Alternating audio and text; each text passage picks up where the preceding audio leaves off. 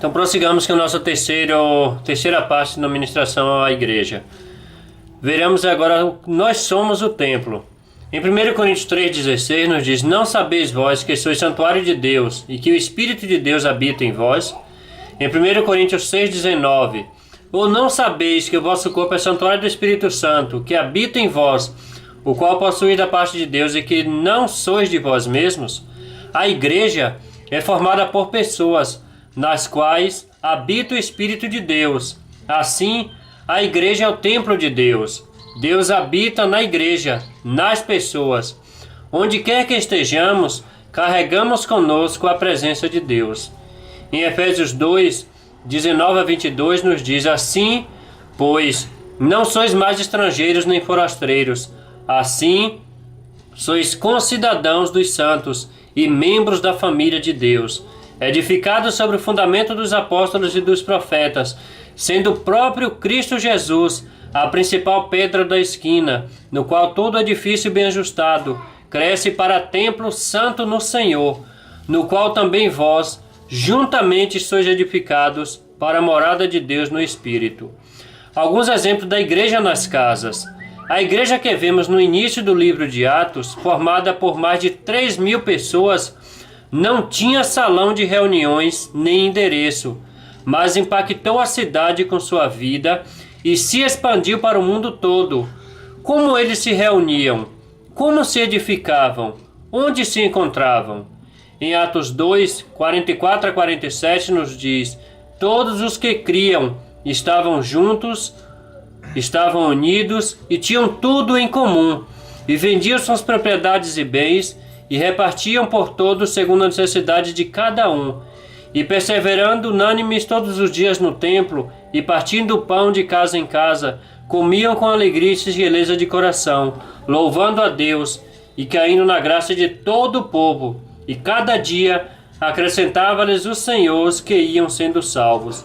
A igreja se reunia no templo e nas casas. O templo aqui não era da igreja, era o templo dos judeus, usados para os rituais judaicos, e a igreja não podia estar nele. Mas havia ali uma área externa de livre acesso, semelhante a uma praça pública, e os irmãos se encontravam ali para orar, proclamar e se edificar. Era um local público, era o pórtico de Salomão, era a área do templo, a área exterior do templo. Também se reuniam nas casas, onde partiam o pão, oravam e se edificavam mutuamente.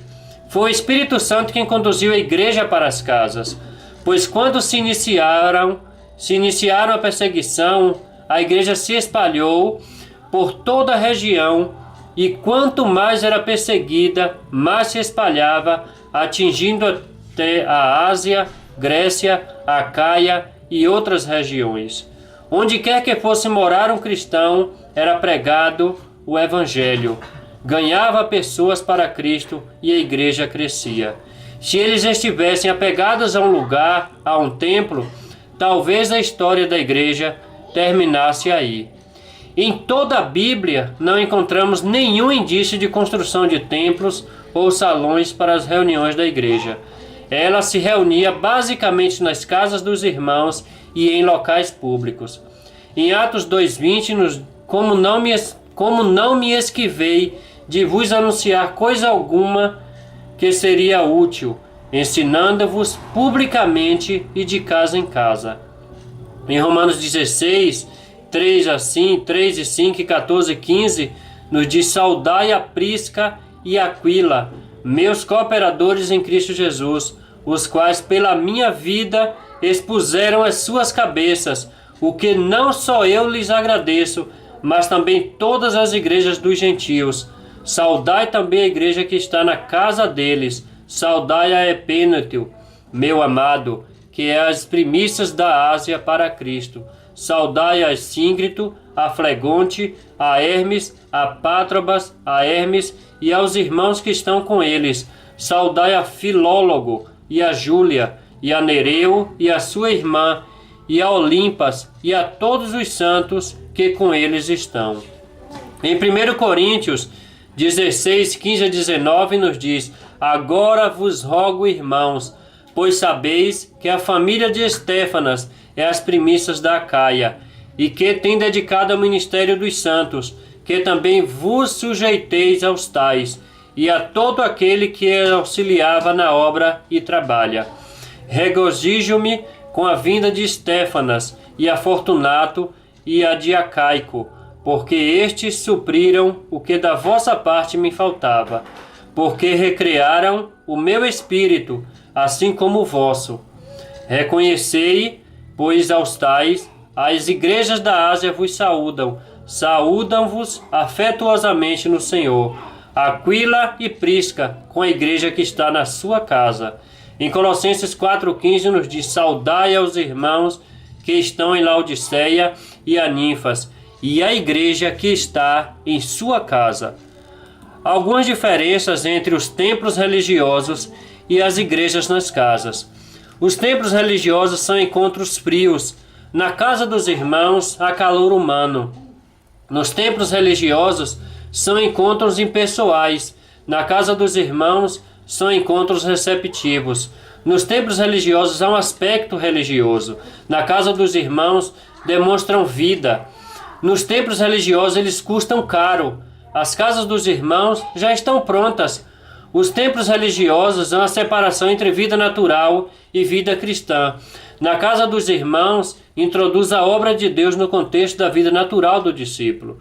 Os templos religiosos, eles massificam a obra. Na casa dos irmãos, são grupos pequenos que produzem comunhão verdadeira. Nos templos religiosos, é o fruto da religiosidade do homem. Na casa dos irmãos, a indicação do Espírito Santo para a igreja. Vocês que ouviram essas três partes dessas ministrações, que o Espírito Santo realmente possa tocar no coração. Quero agradecer ao nosso irmão Ricardo Meneghelli por ser inspirado pelo Espírito Santo a escrever essas palavras maravilhosas. Eu agradeço a Deus por ter me dado força para transmitir isso a vocês e usar desse meio aí, as redes sociais, para estar transmitindo a vocês o que é verdadeiramente a igreja. Que vocês que ouvirem, que assistirem, que o Espírito Santo possa fazer realmente a obra no coração de vocês, para que possa transmitir o que realmente é a igreja de Cristo, a igreja que está no coração de Deus. O meu nome é Rosevaldo, sou discípulo aqui em Cumbica, em Guarulhos, São Paulo. O meu Skype é Joeval e Jesus, para maiores contatos. O meu WhatsApp é o DDD 11, o 980-993-500. É um celular da Oi. O meu fixo é 2411-1710. O meu e-mail é rosevaldo.joias@gmail.com. Que o Senhor Jesus abençoe a cada um de vocês que ouviram e dispuseram desse tempo para estarem assistindo isso aí. Que o Senhor Jesus abençoe. Um grande abraço.